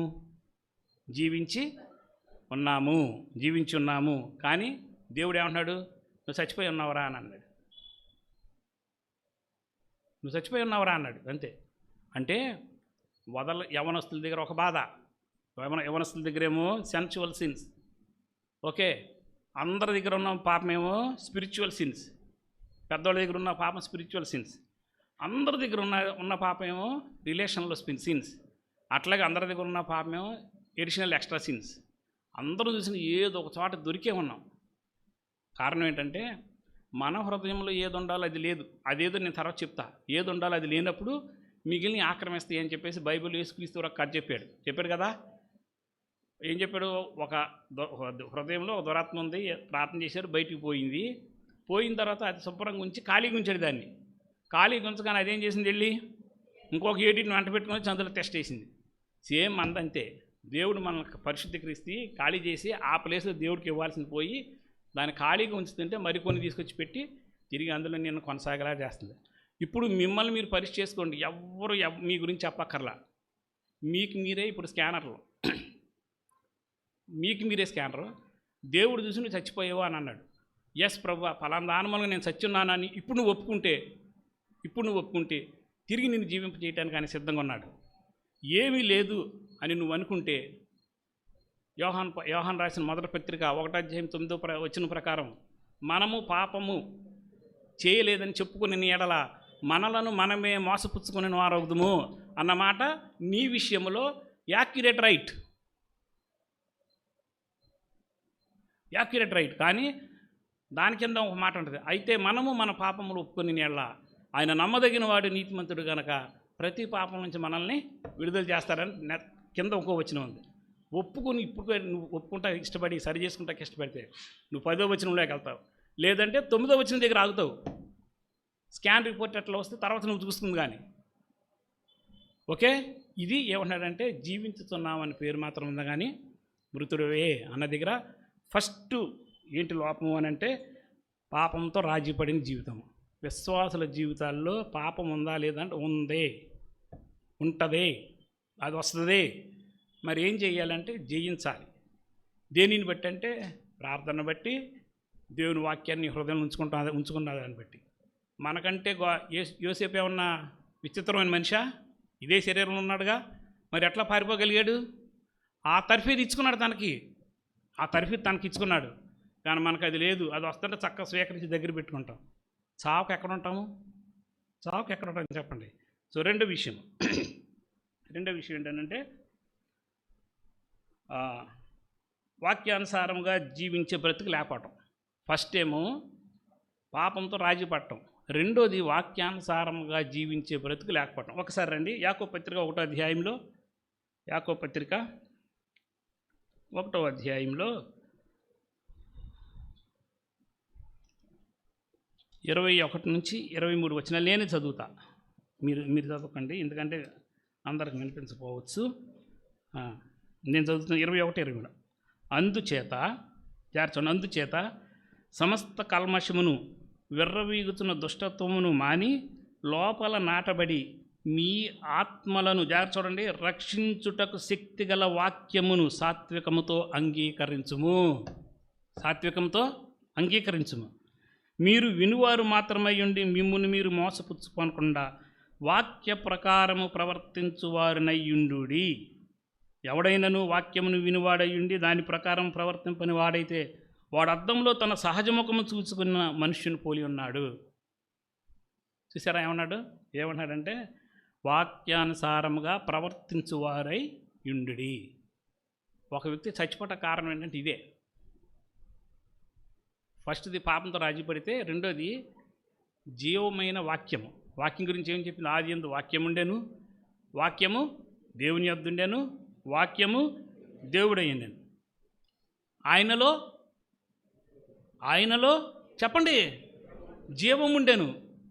ఏది నీకు జీవమైందో ఆ వాక్యం నీ దగ్గరికి వస్తే ఈ జీవాన్ని తీసుకోవు. ఇది జీవమైతే జీవం చెప్పిన ప్రకారం నువ్వు నడవో. జీవములో లేనివాడు ఎక్కడున్నాడు? మరణంలో నిల్చున్నాడు. కాబట్టి నువ్వు మృతుడవు. ఎవరు నువ్వు? మృతుడవు అని మనం చెప్పచ్చు. అయితే ఏంటి దీనికి కారణం ఏంటి అని అంటే, దానికి కారణం ఏంటనంటే చర్చికి వచ్చేవాళ్లే. ఏంటి చర్చికి వచ్చేవాళ్ళు అని అంటే, చర్చికి వస్తున్నారు. ఒక మాట చెప్పిన, చర్చికి వస్తారు, ఆశతో వస్తారు. అసలు ముఖ్యమైనది ఏంటి చర్చికి వచ్చిన దాంట్లో? రెండు ముఖ్య విషయాలు, మిగిలినన్ని పక్కన పెట్టాల్సినవి. ఫస్ట్ విషయం, నీ దేవుణ్ణి, నిన్ను రక్షించిన దేవుణ్ణి నువ్వు హృదయపూర్వకంగా ఆరాధన చేయాలి. ఇది ఫస్ట్ పాయింట్.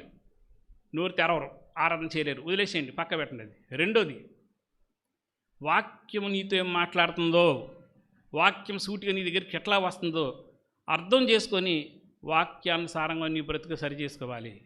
ఒక విచిత్రమైన విషయం చెప్పనా? నా బట్టి కూడా ఎవడో చెప్పాడు అని అంటే అనుకోవచ్చు. సీనియర్లు అన్నయ్యలు అంటే చెప్పినా చర్చికి వచ్చి నిద్రపోతున్నారండి. ఏం దౌర్భాగ్యం అండి అసలు అది. చర్చిలకు వచ్చి నిద్రపోతున్నారా? అవ్వా, ఎంత బాధాకరమైన విషయం అండి. ఏ వాక్యం సరి చేయటానికి నీ దగ్గరకు వస్తుందో దాన్ని రానివ్వకుండా బయట ముందు మూత వేసేసామన్నమాట. ఇంకొక రకం ఉన్నారు, కూర్చుంటారు ఇక్కడ, తల ఇక్కడే ఉంటుంది, ఆలోచన ఎక్కడో ఉంటుంది. అంటే హెడ్ ఏమో ఇన్ ఎక్కడ ఉంటుంది, మైండ్ ఏమో అవుట్. తల ఎక్కడే ఉంటుంది కానీ ఆలోచన ఎక్కడ ఉంటుంది. ఎవరు నిన్ను సరి చేయటానికి నీ చెవు దగ్గరికి వచ్చి నీ హృదయంలోకి చేరాలని కోరుకుంటున్నాడో ఆయన దగ్గర రానివ్వకుండా మూసి కూర్చున్నారండి. మనం మూసేసాం అంతే, తలుపులు మూసేస్తే నీకు ఎట్లా ఎక్కుద్ది నీకు వాక్యం? ఏది సరి చేయాలో అది నీ అంతరంగంలోకి ఎట్లా వెళ్తుంది? ఎప్పుడు సరి అవుతావు నువ్వు? ఇంకా ఎంతకాలం దేవునికి టైం వేస్తాడు? ఎంతకాలం టైం వేస్తాడు? సరి చేసుకుంటాక ఎవరికైనా టైం వేస్తాడు. నిన్న మా ఊర్లో ఒక కుర్రాడు చనిపోయాడు. ఆల్రెడీ అతను ఏం చేశాడంటే తాగుడు అలవాటు ఉంది, సరే సేవకుడు వెళ్ళి చెప్పాడు, అవి చెప్తే కొంచెం మార్చుకున్నాను అని చర్చకు వచ్చాడు. ఆ జబ్బు చేస్తే మార్చుకున్నాడు. మళ్ళీ వచ్చాడు, మళ్ళీ లాక్కెళ్ళిపోద్ది కదా, బలహీనత పాపం అంత తేలికి వదిలిపెట్టదుగా, లాక్కెళ్ళిపోయింది. మళ్ళీ మొదలుపెట్టాడు, తాగితే నువ్వు చచ్చిపోతావు రెండోసారి డాక్టర్ గారు చెప్పారు. మూడోసారి తాగాడు, చచ్చిపోయాడు. అంటే చర్చకు తీసుకొచ్చి వాక్యంతో నువ్వు చేయకూడదు నాన్న, ఇది మంచిది కాదు, చనిపోతే నువ్వు నరకంలోకి వెళ్తావని చెప్పినా సరే తిరిగి దాని దగ్గరికి వెళ్ళి వాక్యాన్ని హృదయంలో ఉంచుకోకుండా దాన్ని హృదయంలో చేర్చుకుంటానికి వచ్చినాడు. ఏమైపోయాడు? మరణం దగ్గర వెళ్ళి నిలిచాడు. రేపు నువ్వు అంతే వాక్యం విని వాక్యానుసారంగా ప్రవర్తించువారినయుండుడి. మిమ్మల్ని మీరు మోసం చేసుకోవద్దు అని అంటే అసలు వాక్యమే వినరు. వాక్యం చెప్తే తలలు బద్దలు కొట్టుకుంటాకేమో కూర్చుంటారని. అక్కడ వాక్యం రాక ఇక్కడ వాక్యం రాక ఏం చెప్దాము, ఎలా చెప్దాము, ఎక్కడి నుంచి చెప్దాము, ఏం చెప్తే వాళ్ళ అంతరంగంలోకి వెళ్తుంది, ప్రభు ఎక్కడ కార్యం చేస్తారని ప్రార్థన చేసి వాక్యాలు వెతుక్కొని వస్తే వచ్చి కూర్చొని వింటాక కూడా బాధేసిపోతుంది మనకి. అవునా? ఇప్పుడు మీరు అందరు ఎక్కడ ఉన్నారు? ఇక్కడ ఉన్నారు, వాక్యం దగ్గర ఉన్నారా? చెప్పండి, ఆర్య విత్ మీ, నాతో ఉన్నారా లే? మీరు దేవుడు వాక్యం మీ దగ్గర ఉంది, వింటున్నారా? వెళ్తుంది కదా కరెక్ట్గా. కాబట్టి వాక్యం లేనివాడు చావు దగ్గర ఉంటాడు. జీవమైన వాక్యాన్ని అంతరంగంలో చేర్చుకునేవాడు మృతుడవుతాడు. ఇదిగో ఇక్కడ చెప్పిన, అప్పుడు జీవించుతున్నావని పేరు ఉంటుంది కానీ నువ్వు మృతుడవే, వెళ్ళిపోయినోడివే. సో కాబట్టి రెండోది ఏంటంటే వాక్యాన్ని వినటం కాదు, వాక్యాన్ని వెళ్ళి వదిలిపెట్టేయడం కాదు. వాక్యం నీతో ఏం మాట్లాడిందో అది నీ జీవితంలో కార్యరూపం దార్చే వరకు దానికోసం ప్రతిరోజు నువ్వు ప్రార్థన చేయాలి అని చెప్తాడు. లేకపోతే మా బట్టి వాళ్ళు ఎవరికని చెప్తాం, మళ్ళీ రిపీట్ చేసి ఒక్కళ్ళన్నా ప్రార్థన చేశారు దాని గురించి? విన్నారు, వెళ్ళారు. మనకి మనిషికున్న ఒక లక్షణం ఏంటంటే మరవటం. అది దేవుడు పెట్టిన ఒక వరమే. ఎందుకంటే లేకపోతే మన ఆత్మీయులు మన వాళ్ళు ఎవరైనా చచ్చిపోతే మనం జ్ఞాపకం చేసుకోలేం. కానీ దేవుడు ఏం చేశాడంటే మరిచేటట్లుగా చేసి ఒక గొప్ప లక్షణాన్ని మనలో పెట్టాడు. అలాగే వినగానే చెవులతో విన్నది ఎప్పుడైనా సరే చూసిన దాంతో అంత ఎఫెక్టివ్గా ఉండదు. చెవులతో విన్న గంటలో 70% వెళ్ళిపోద్ది అని అన్నాడు. 70% బయటికి వెళ్ళిపోతే 2-3 రోజుల తర్వాత ఇంకో 20% వెళ్ళిపోద్ది, ఒక 10% మిగులుద్ది. అది నీ మైండ్లో ఉంటే, అదేనా నువ్వు శ్రద్ధ పెట్టి ఉంటే ఆ టైంలో ఆ 10% ఎప్పుడన్నా గుర్తుంటుంది. లేకపోతే అది కొన్నాళ్ళు బయటకు పోద్ది. ఎంత ప్రమాదం నీ దగ్గర ఉన్నప్పుడు నువ్వు వాక్యాన్ని గురించి తరచి ప్రార్థన చేయాలి. ప్రభువా, నువ్వు ఇట్లా మాట్లాడేవు, ఇది నా దగ్గర లేదు, నన్ను దయచేసి నన్ను సరిచేయవా, ఇది నాలోకి వచ్చేది చేయవా అని ఎంతమంది దేవుడు పాదాలు పట్టి కన్నీళ్ళు గారిచి అడిగారు మీరు? లేదు, ఏముండదు. అదేనంటే బిజీ అన్నా, ఉద్యోగం అన్నా. ఒరే బాబు, నువ్వు చచ్చిపోతావు రేపు పొద్దున, అప్పుడు ఏం చేస్తావు? ఈ బిజీ గురించి ఏం జవాబు చెప్తావు? వెళ్ళి ఏం జవాబు చెప్తావు? దేవుడు సూటిగా నీతో తీసుకొస్తున్నాడు అన్న వాక్యాన్ని, నిన్ను ప్రేమించి తీసుకొస్తున్నాడు, నిన్ను మార్చుకుందామని ఆశపడుతున్నాడు. నువ్వు అక్కడే ఉంటానని నీ ఇష్టం. కానీ ఏమంటున్నాడు ఇక్కడ చూడండి, ఏమన్నాడు? అందుచేత సమస్త కల్మషమును, అంటే నీళ్ళు కల్మషం పోవాలంటే, విర్రవీగుతున్న దుష్టత్వం పోవాలంటే లోపల నాటబడిన మీ ఆత్మలకు ఏమంటున్నాడు? రక్షించడానికి శక్తి గల వాక్యము సాత్వికంతో అంగీకరించుడి అన్నాడు. అంటే నీ అంతరంగంలోంచి పాపం పోవాలన్నా అదే వాక్యం ఉండాలి. అలాగే విర్రవీగుతున్న నీలో ఉన్నటువంటి అంతరంగంలో ఉన్న పాపాలు ఇందాక మనం చెప్పుకున్నాం కదా, ఆ పాపాలు పోవాలన్నా కూడాను నిన్ను సరిచేసి నిన్ను రక్షించగలిగింది అంటే దేవుని వాక్యం. ఆ వాక్యాన్ని మీరు అంగీకరించి మీరు వినువారు మాత్రమై ఉండి మిమ్మల్ని మీరు మోసపుచ్చుకొనకుండా వాక్య ప్రకారము ప్రవర్తించువారినై ఉండుడి. అంటే అద్దంలోకి వెళ్ళి చూసుకున్నాడు, నేను ఎట్లా ఉన్నానో ఆయన పక్కెళ్ళి మర్చిపోతాడు కదా, అట్లాగే వాక్యం విని దాని ప్రకారం నడవనోడు ఎట్లా ఉంటాడు తెలుసా? అద్దంలో చూసుకుంటాడు, అమ్మో నా పరిస్థితి ఏం బాగలేదని ఇక్కడ ఏడుస్తాడు. బయటికి వెళ్ళి నేను చచ్చిపోయి ఉన్నాన్న సంగతి మర్చిపోతాడు. ఏమని అనుకుంటాడు? ఇంకా నేను జీవించే ఉన్నానని చెప్పుకుంటాడు. ఇదా? దీనికోసం ప్రభు మిమ్మల్ని పిలిచింది, దీనికోసం ఆయన మిమ్మల్ని రక్షించుకున్నది, దీనికోసం అందరి చేత నీకు వాక్యం చెప్పించి ఇక్కడికి నేను లాక్కొచ్చింది. అరే ఎంత తప్పు చేస్తున్నామండి మనం, ఎంత తప్పు చేస్తున్నాం, ఎంత నమ్మక ద్రోహులుగా మారి మనం. నిన్ను నమ్మి పిలుచుకొచ్చి మార్చుకోవాలని ఆశపడి నీకు పదే వాక్యం వినిపిస్తుంది. సరే నువ్వు మారలేదంటే నమ్మి పిలిచినోడికి నమ్మక ద్రోహం చేసినోడివేగా నువ్వు. ఏ వాక్యం నీకు జీవం ఇస్తుంది, ఆ జీవాన్ని పక్కన పెట్టినోడివి చావక ఎక్కడుంటావు నువ్వు. ఇది రెండో రీజన్. మూడో రీజన్ చూడండి. మూడో రీజన్ ఏంటంటే లోకంతో రాజీ పడటం. దాని గురించి ఎక్కడ మాట ఉందో చూద్దాం. చూడండి, కొరింథీయులకు రాసిన రెండో పత్రిక 6వ అధ్యాయము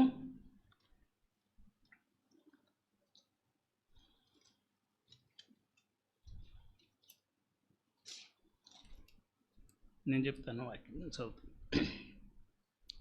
14 నుంచి 18 వరకు. ఇప్పుడు నేను చెప్పేది ఏంటండి, లోకంతో రాజీ పడటం అన్నమాట. మీరు అవిశ్వాసులతో జోడుగా ఉండకుడి చెప్తున్నాడు. అవిశ్వాసులతో జోడుగా ఉండకుడి. నీతికి దుర్నీతితో ఏం సాంగత్యము, వెలుగునకు చీకటితో ఏమి పొత్తు, క్రీస్తునకు బెలయాలతో ఏమి సంబంధము, అవిశ్వాసితో విశ్వాసికి పాలెక్కడ, దేవుని ఆలయమునకు విగ్రహములతో ఏమి పొందుక, మనము జీవం గల దేవుని ఆలయమై ఉన్నాము. అందుకు దేవుడు ఇలా సెలవిచ్చుచున్నాడు, నేను వారిలో నివసించి సంచరింతును, నేను వారి దేవుడినయ్యుందును, వారు నా ప్రజలయ్యుందురు. కావున మీరు వారి మధ్య నుంచి వెడలి ప్రత్యేకముగా ఉండి అపవిత్రమైన దాన్ని ముట్టకూడని ప్రభువు చెబుతున్నాడు. అక్కడ వరకు ఆపుతాం చాలు. ఏమన్నాడు చూసారా దేవుడు? లోకంతో రాజీ పడటం. కానీ దేవుడు ఏమన్నాడంటే అసలు రాజీకి వెళ్ళొద్దు, రాజీకి వెళ్ళొద్దు. మీరు లోకంతో రాజీ పడటం అంటే ఏంటండి? అసలు లోకం ఏంటంటే చెప్పండి. మీరు ఏమనుకుంటున్నారు లోకం అంటే? ఇంకో బయట కనిపించేది అనుకుంటున్నారా? బయట కనిపించేది అనుకుంటున్నారా? బయట కనిపించేది కాదండి. మరి అట్లయితే నిన్ను వల్ల నీ పొరుగు వారిని ప్రేమించమన్నాడుగా, నీ శత్రువు సైతం క్షమించమన్నాడుగా. మరి వాళ్ళతో రాజీ పడేసి మానేస్తే మరి వాళ్ళ సువార్త ఎవరు చెప్తాడు? లోకం అంటే అది కాదు. మీరు జాగ్రత్తగా గమనించండి. లోకం అంటే ఏంటంటే, ఈ లోకం మీద ఒక తంత్రం నడుస్తుంది పైన. పాపం వాళ్ళందరికీ వాళ్ళకేం తెలుసు, వాళ్ళందరూ మనలాంటి వాళ్ళే. మనకు దెబ్బ తగిలిందంటే వాళ్ళు పరిగెత్తుకు వస్తారు, వాళ్ళకి దెబ్బ తగిలిందంటే మనం పరిగెత్తుకు హాస్పిటల్ తీసుకెళ్తాం. ఆ ప్రేమ మానవులుగా దేవుడు మనలో ఉంచాడు. కానీ దీని మొత్తాన్ని నియంత్రించి ఇంకొక వ్యవస్థ ఉంది పైన. అది ఎవరిదంటే దురాత్మల యొక్క వ్యవస్థ. అది చేస్తుంది అనమాట. ఇదంతా లోకము అంటే దేవుడితో ఉద్దేశం అంటే ఆ దురాత్మల వ్యవస్థ. ఎంటైర్గా నీ బుర్రలో కూడా అదే పనిచేస్తుంది. నీ బుర్రలో కూడా అదే పని చేయడం ప్రయత్నం చేస్తుంది. అదేం చేస్తే నేను లాక్కెళ్తుంది. ఏంటి ఉదాహరణకు చెప్తా. పల్లెటూరులో మాకు ఒక విషయం జరుగుతుంది. ఏంటంటే, పెళ్ళిళ్ళు జరిగితే మామూలు పెళ్ళిళ్ళు తీసి ఊరేగించి వెళ్ళేటప్పుడు డ్యాన్స్ వేసేవాళ్ళు. డ్యాన్స్లు వేస్తే మా ఇంటి దగ్గర నుంచి ఉంటే రోడ్డు మీద అట్లా కనపడుద్ది. కానీ ఏం చేసేవాళ్ళు తెలుసా? పిల్లలు అప్పుడు ఇక్కడ నుంచి ఉంటే అక్కడ కనపడద్దు మాకు, రోడ్డు పక్కనే. అప్పుడు గోడలు లేవు ఏమి. కానీ పరిగెత్తుకెళ్ళి అక్కడికి వెళ్ళి చూడాలి. ఏంటది లాక్కెళ్ళింది ఏంటి నాకు తెలియదు. నేనంటే డ్యాన్స్ నాకు ఇష్టం, లేకపోతే డ్రమ్ములు కొట్టి ఆ డప్పుల సౌండ్ నాకు ఇష్టం అని చెప్పి నేను అటు వెళ్ళాను అనుకుంటున్నాను. కానీ లాక్కెళ్ళింది ఏంటంటే నియంత్రణలో ఉంచిన లోకం పోకడ అంటారు కదా, అది అలాగా లోకం యొక్క పోకడ అంటే ఈ మొత్తాన్ని నియంత్రించే ఒకటి ఉంది. అదే ఇప్పుడు క్రిస్టియానికి వ్యతిరేకంగా పనిచేస్తుంది. క్రిస్టియన్స్ని ఉంచొద్దు, క్రిస్టియన్స్ని మాట్లాడినవద్దు, క్రిస్టియన్కి వ్యతిరేకంగా చేయండి. ఈ పాపం నిన్న మొన్న ఒరిస్సాలో ఒక గ్రామస్తులు అయితే కంప్లీట్గా వెలివేశారంట. వాళ్ళు ఏం చెప్తున్నారంటే, వాళ్ళు మళ్ళీ గర్వాపసి చేస్తే అంటే క్రిస్టియానిటీ వదిలేసి మళ్ళీ హిందూయిజంలోకి వస్తే అప్పుడు మేము ఊళ్ళోకి రానిస్తామని చెప్పారు. దీనికి అంతటి కారణం ఎవరు? వాళ్ళు కాదు, వాళ్ళ మీద పనిచేస్తున్నట్టు లోకపు వ్యవస్థ. అందుకని ఆ లోకపు వ్యవస్థ ఏదో నువ్వు అర్థం చేసుకుంటేనే దాని నుంచి నువ్వు దూరంగా ఉండగలుగుతావు. అప్పుడు మాత్రమే నువ్వేం చేయగలుగుతావు అని చెప్తున్నాడు. అవిశ్వాసులతో జోడుగా ఉండకూడదు అని చెప్తూ, నీతికి దుర్నీతితో ఏమి సాంగత్యము. నువ్వు నీతిమంతుడిగా తీర్చబడ్డావు. దుర్నీతి పరులుగా నడుస్తున్నటువంటి లోక వ్యవస్థ దగ్గర నీకేం సాంగత్యం? నెక్స్ట్ రెండోది, వెలుగునకు చీకటితో ఏమి పొత్తు. నువ్వు వెలుగై ఉన్నావు, నీ దేవుడి వెలుగు, ఆయన వెలుగు నీ మీద ప్రకాశించి నువ్వు వెలిగింపబడ్డావు. మరి ఇప్పుడు నువ్వు చీకట్లో ఉంటానంటే ఎట్లా? చీకట్లోకి లాక్కెలేదేంటి మళ్ళీ నిన్ను? లోకము, అవునా కదా? నెక్స్ట్ తర్వాత, క్రీస్తుకు బెలయాలతో ఏమి సంబంధం. అవిశ్వాసితో విశ్వాసికి పాలెక్కడ, దేవుని ఆలయమునకు విగ్రహములతో పొందిక ఏంటి అని చెప్తూ కింద అన్నాడు, మీరు బయలు వెడలి ప్రత్యేకంగా ఉండి అపవిత్రమైన దాన్ని ముట్టకూడదు. కాబట్టి మనం లోకంలోనే ఉంటాం, కానీ మనం ఏం చేసుకోవాలి? ప్రత్యేకించుకోవాలి. వాళ్ళలోకి వెళ్ళకూడదు. అక్కడ దేవుని దుఃఖపెట్టే ప్రతిదీ ఉంటుంది, దాని నుంచి దూరపడాలి, దూరంలోకి రావాలని. ఒకసారి మీకు యోహాను రాసిన మొదటి పత్రికలోనే ఒక మాట ఉంటుంది, అది చదివించి నేను ముందుకు వెళ్ళిపోతాను. చూడండి, యోహాను రాసిన మొదటి పత్రిక రెండో అధ్యాయంలో లోకం అంటే ఏంటో చెప్తున్నాడు. అక్కడ 15వ వచనం దగ్గర ఏమంటాడు? ఈ లోకమునైనను లోకములో ఉన్న వాటినైనను ప్రేమింపకుడి. జాగ్రత్త వినండి. లోకమునైనను లోకములో ఉన్నవారినైనను అన్నాడా? ఉన్నవారినైనను అనలా, ఉండేది మనుషులే. ఉన్న వాటినైనను ప్రేమింపకుడి. ఎవడైనను లోకమును ప్రేమించిన ఎడల తండ్రి ప్రేమ వానిలో ఉండదు. క్లియర్ అయిపోయింది కాక. లోకంలోకి వెళ్ళి ఉంటే కనుక తండ్రి ప్రేమ అతనిలో ఉండదు. ఏముంది లోకంలో అని అంటే ఇక్కడ చెప్తున్నాడు చూడండి. ఏమని చెప్తున్నాడంటే లోకంలో ఉన్నదంతయు అనగా శరీరాశయ, నేత్రాశయు, జీవపుడంబము అని ఇవి తండ్రి వలన పుట్టినవి కాదు, అవి లోక సంబంధమైనవే అన్నాడు. అంటే లోకంలో ఉన్నాయి ఏంటంటే మూడే: శరీరాశ, లోకాశ, జీవపు డంబం. అంతే కదా. ఈ మూడు నేత్రాశ, శరీరాశ, నేత్రాశ, జీవపుడంబం. అంటే నువ్వు శరీరం వాంఛించే కానీ, నీ కన్నులు వాంఛించే కానీ, నీ హృదయం వాంఛించేవి నిన్ను లాక్కి వెళ్ళిపోయి ఏంటంటే ఈ లోకం. ఆ లోకము ఏమంటాడు? ఆ లోకంతో రాజీ పడకూడదు. లోకంతో రాజీ పడినవాడు ఏమైపోతాడు? మృతుడవుతాడు. అద్దంలో చూసుకుంటాడు, నేను చచ్చినట్టు ఉన్నాను అనుకుంటాడు, కానీ పక్కకి వెళ్ళిపోయి అనుకుంటాడు నేను జీవించే ఉన్నాను అనుకుంటాడు. సో ఇది ఒక పెద్ద ప్రమాదం. ఇంకా లాస్ట్ అండ్ ఫైనల్గా దీంట్లో ఉన్నది ఏంటంటే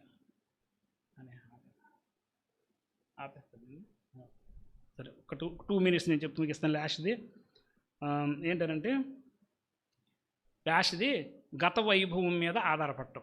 గత వైభవం మీద ఆధారపడి ఏంటి గత వైభవము అని అంటే మీకు అర్థం ఒక విషయం చెప్తా. ఏంటనంటే ఒకప్పుడు వాస్తవంగా చెప్తున్నా, నిజంగా చెప్తున్నా, మీరందరూ ప్రభు మీతో మాట్లాడినప్పుడు కన్నీరు గార్చి ప్రార్థన చేసిన వాళ్ళు, మీ తప్పులు ఒప్పుకొని ప్రభువా నీ కుమారుడిగా నీ బిడ్డగా నేను జీవిస్తానని ఒప్పుకున్నవాళ్ళు, ఒక మాట చెప్పాలంటే you are all selected people by the God. దేవుడి చేత ఎన్నిక చేయబడిన వారు ఎక్కడ ఉన్నారు.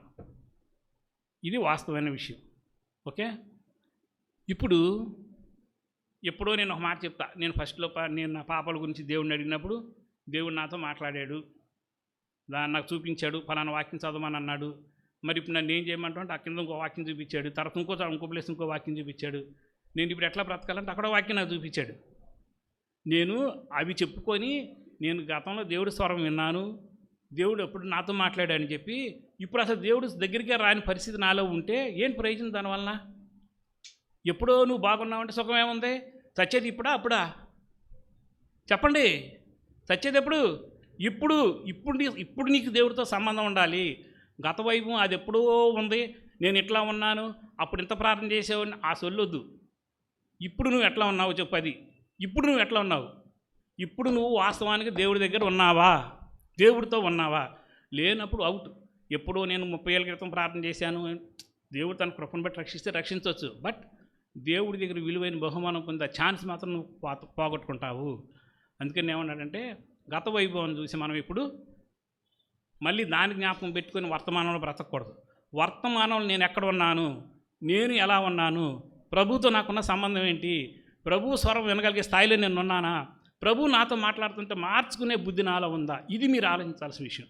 ఈ విషయాన్ని మర్చిపోయినోడు మృతమైపోతాడు. చూడండి ఒకసారి దీనికి సంబంధించి పౌలు భక్తుడు ఏం చెప్పాడు ఒక మాట మీకు చెప్తా. ఫిలిప్పీలకు రాసిన పత్రిక 3వ అధ్యాయము. ఫిలిప్పీలకు రాసిన పత్రిక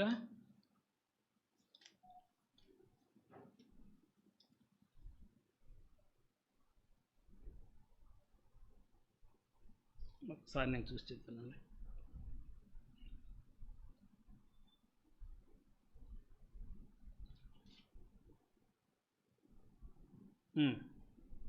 పదమూడు 14 మనలాగా అయిపోయిన దాన్ని చూసి పౌలు గారు ఎప్పుడు ఆశపడతా కూర్చోాలా.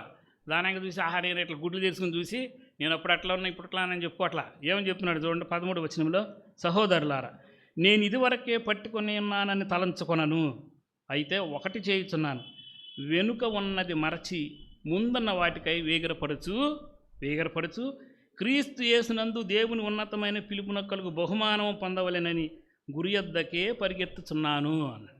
అంటే ఏమన్నాడంటే మళ్ళీ చూడండి ఏమన్నాడు, సహోదరులారా నేను ఇదివరకే పట్టుకున్నాను తలవట్లేదు. అంటే వెనక ఏది ఉందో దాన్ని నేను జ్ఞాపకం చేసుకోవట్లా.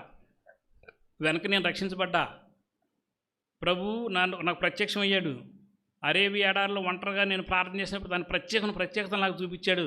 ఈ భూప్రపంచంలో ఎవ్వరు చూడని ప్రత్యేకతలు నేను చూసా, ఎవరు వినని మాటలు నేను విన్నా, వచింపశక్యముగా అనే మాటలు కూడా నేను విన్నా, వచింపకూడని మాటలు నేను విన్నా.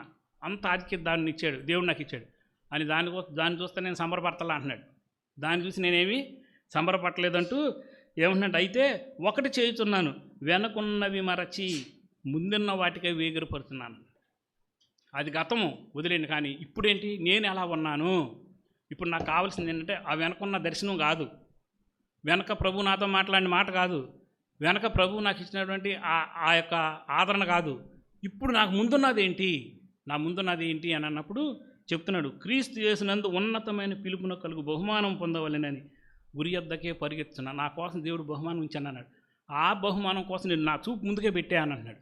చాలామంది చేసేది ఏంటంటే ప్రభు అప్పుడు నాతో మాట్లాడాడు, ఇట్లా మాట్లాడాడు, అట్లా మాట్లాడాడు, అది ఉంది ఇది ఉంది చెప్పుకుంటూ చప్పబడిపోయి మంచాలకు అతుక్కుపోయి ఇంకా అక్కడే ఉన్నామని చెప్పి అనుకునే రకాల చర్చిలో బోర్డు మంది ఉన్నారు. కాబట్టి ఇక్కడ ఉన్నవాడు కూడా వెళ్ళిపోతాడు వెనక్కి. ఎందుకనంటే ఇది ఏం చేస్తుంది అంటే ఆధ్యాత్మికమైన సోమర్థనం తీసుకొస్తుంది.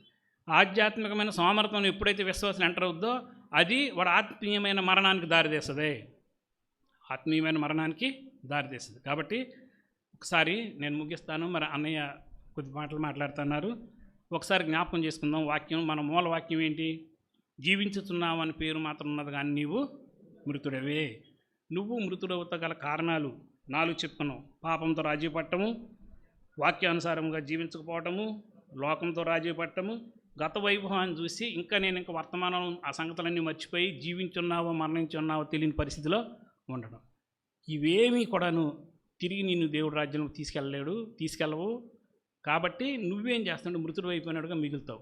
కానీ ప్రభువు నిన్ను విడిచిపెట్టక ఇష్టపట్టలేదు కాబట్టి కింద రాశాడు, ఎవడైనా ఇంకా మీలో కొంతమంది మిగిలిన్నారు అని అన్నాడు, కొద్దిమంది మిగిలిన్నారు.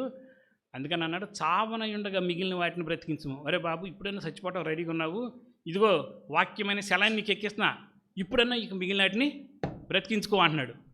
ఇప్పుడైనా నువ్వు మళ్ళీ తిరిగి బ్రతికించుకో అన్నాడు. అంటే కింద వాక్యాలు ఉన్నాయి, నేను ఇప్పుడు చదివించడానికి టైం లేదు కాబట్టి నేను ముగిస్తున్నాను. కాబట్టి ప్రభు అయిన యేసుక్రీస్తు వారు ఈ లోకంలో నీ కోసం నా కోసం వచ్చి మరణించారు. ఎందుకు మరణించారు ఒక్కసారి మీరు జ్ఞాపకం చేసుకోండి. చర్చికి వచ్చిన ప్రతి ఒక్కరు గుర్తు రావాల్సింది నీకు రక్షకుడైన యేసుక్రీస్తు వారే. నీకోసం అంత శ్రమపడి, అన్ని బాధలు పడి, అంత వేదన చెంది, జీవమైన వాడు మరణానికి వెళ్ళటానికి ఇష్టపడి, వివస్త్రుడిగా ఆ శిలువ మీద నిలబడి నీకోసం సమస్తాన్ని తెగించి తన ప్రాణాన్ని ఇచ్చి తన రక్తాన్ని గారిస్తే ఎట్లా మర్చిపోయి నువ్వు జీవించాల్సిన వాడు, జీవం పొందాల్సిన వాడు మరణంలో ఉన్నావు? ఒక్కసారి ఆలోచించి, ఇది నీకు తగునా పని? నీ దేవుడికి సంతోషపెట్టేదేనా నీ జీవితం? కాబట్టి ఆయన మరలా నిన్ను క్షమించడానికి ఇష్టపడుతున్నాడు, మరలా నేను బ్రతికించుకుంటానికి ఇష్టపడుతున్నాడు, మరలా తన రాజ్యంలో నువ్వు ఉంటాకని ఇష్టపడుతూ నీ వద్దకు తన వాక్యం తీసుకొచ్చాడు. కాబట్టి క్షమించమని అడిగి, ఇదిగో ఆయన శరీరానికి సాదృశ్యమైనటువంటి బలలోను, ఆయన రక్తానికి సాదృశ్యమైన ఆయన శరీరానికి సాదృశ్యమైన రొట్టెలోను, ఆయన రక్తానికి సాదృశ్యమైన ద్రాక్షరసం చేయి వేయటానికి మరలానికి ఒక అవకాశం ఇస్తున్నాడు. కానీ చేయాల్సిన పని ఏంటో తెలుసా? ఒప్పుకొని సరి చేసుకుంటాం. నిజం ప్రభు, నేను మృతుడనే, జీవించున్నానని పేరు నాకు ఉంది కానీ నా దగ్గర జీవము లేదు, నన్ను క్షమించు అని చెప్పే ముందు ఎక్కడ నువ్వు చచ్చిపోయావో దేవుడిని గుర్తు చేస్తూ ఒప్పుకో, లేకపోతే ఇంటికి వెళ్ళి ప్రార్థన చెయ్యి. నేను ఎక్కడ చచ్చిపోతున్నాను ప్రభు నాకు చూపిస్తాడు. చూపించిన ప్రతిదీ ఒప్పుకొని సరి చేసుకొని తిరిగి జీవంలోకి రావాలని ప్రభు కోరుకుంటున్నాడు. కాబట్టి ప్రభు ఇచ్చిన ఈ అవకాశాన్ని వినియోగించుకోండి. ప్రార్థనలోకి వెళ్దాం. చిన్న ప్రార్థన చేసుకుందాం. తలలు వంచండి. ప్రేమ కలిగిన తండ్రి, సార్దీస్ సంఘానికి మీరు ఉత్తరం రాస్తూ చెప్పిన మాటను బట్టి నీ పాదాల దగ్గరికి వస్తూ నేను స్తుతిస్తున్నాను ప్రభా. మీరెంతో ప్రేమించి ప్రతి సంఘాన్ని స్కాన్ చేసి చెప్పారు. ఈరోజు నా స్కాన్లో మేము కూడా ఉన్నాము. ఎందుకంటే మీరు హృదయాంతరాంగరాలు పరిశోధించేవాడు. నీకు మరుగై ఉన్నది ఏదీ లేదు. ఏ మనుషుడి గురించి నీకు సాక్ష్యం ఇవ్వక్కర్లేదు అని అన్నావు. అందరి హృదయాలు నువ్వు ఎరిగినవాడు. ఈ సమయంలో మా హృదయాలన్నీ ఎరిగి మా మధ్య తీసుకొచ్చిన నీ వాక్కుని బట్టి నీకు వందనాలు చెల్లిస్తున్నాను. జీవించి ఉన్నామని ముసుగు వేసుకొని మృతులుగా ఆ మార్చరీ బాక్స్లో ఉండబోతున్నామేమో, దయచేసి మమ్మల్ని క్షమించండి.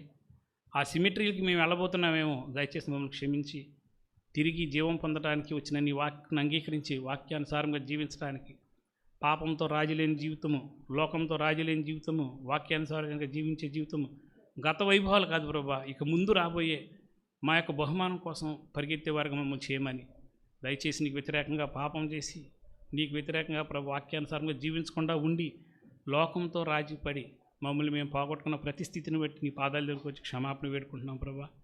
వ్యక్తిగతంగా క్షమించండి. మోసపూరితమైన జీవితాల్లో ఉండి, మోసపూరితమైన ఆలోచనలో ఉండి దేవుడు నాతో మాట్లాడాడని చెప్పుకుంటూ ఇంకా లోకంలోనే బ్రతుకుతూ లోకాశల మీద బ్రతుకుతూ లోకాన్ని అంటి పెట్టుకున్న మా వ్యర్థమైన జీవితం నుంచి బయట తీసుకురమ్మని నీ దయగల చేతులకు అప్పగిస్తూ మరలా కొద్దిసేపటికి మరి అన్నయ్య వాక్యానంతరం బలలో చేయిపోతున్న మమ్మల్ని అందరినీ తిరిగి క్షమించడం కోసం నీ శరీర రక్తాల సాదృశ్యమైన రొట్టెలోనూ ఆ యొక్క ద్రాక్షారసం వేయటానికి మమ్మల్ని సంసిద్ధపరచమని నీ దయగల చేతులకు అప్పగిస్తూ ఒక్కసారి మరలా మమ్మల్ని మీరు స్కాన్ రిపోర్ట్ ఇస్తూ ఉండగా రిపోర్ట్ని పరిశీలించి సరి చేసుకునే కృప దయచేయమని పరిశుద్ధాత్మ తండ్రి ఆ పశ్చాత్తాపం అందరి హృదయాలు దయచేయమని నీ ప్రియ కుమారుడు మా రక్షకుడైన యేసుక్రీస్తు వారి నామములో అడిగి వేడుకుంటున్నాను తండ్రి ఆమేన్.